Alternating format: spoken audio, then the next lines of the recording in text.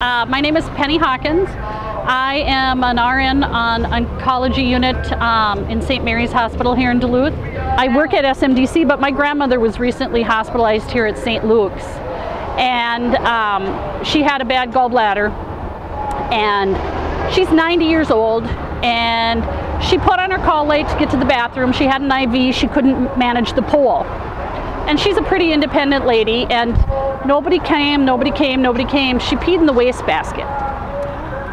So these are the kind of stories that need to be told. These are the things that management, higher up management, needs to hear. That it's a struggle because the nurses can't be everywhere at once. But recently it's been tougher. I've been there almost 4 years. And in the last 2, I've seen a dramatic decrease in the number of staff we have available to cover shifts. When I first came on, it seemed that I think St. Mary's had over 1,000 nurses, and now we're under 700, I believe. I was approached about a year ago and asked if I would be interested in cross-training to do some hospice care, and I absolutely would be interested. But that was over a year ago, and I have not had any training. And neither have any of the other nurses on our floor. And so when the need exists in hospice for somebody to go over and cover for them, we're asked to do that, and I don't have a problem with it. But that's not the kind of training I was looking for. The problem is that now there are times when where there isn't even a hospice RN scheduled. And the theory is, well, that's okay, 3 East can cover. Well, 3 East doesn't have enough staff as it is to cover the patients that are on 3 East. So, I want to be able to work with hospice, and I want to be able to reciprocate and work for each other and with each other. But if neither unit has enough people to begin with, you can't keep spreading people thinner and thinner and thinner. So, one night when there was no nurse for hospice, we absorbed their 5 patients.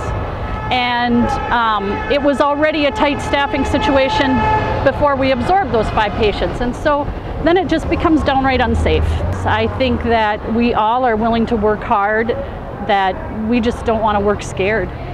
And when you're running from drip to drip, and you're running from IV treatment to IV treatment, the risk for mistakes is greater, and you're not able to take the kind of time you should be taking with those kind of serious situations. We do have a nurse manager. He's trained as a nurse. He does have nursing background, but I think that the problem is that he's being forced to adhere to the budget regardless of safety. And I think that in my situation, our manager, as Therese said, is spread over 3 units now. So he isn't able to adequately cover all 3 units. And he puts in requests for, I know that he has, I personally know of requests that he has put in for more staff and been declined, been turned down by higher administration. So you can't pin it on the immediate managers. It's higher than that. The thing that we were taught in school about our profession and about our professional demeanor and how we should act and how we should present the profession is so different than what we are actually doing every day.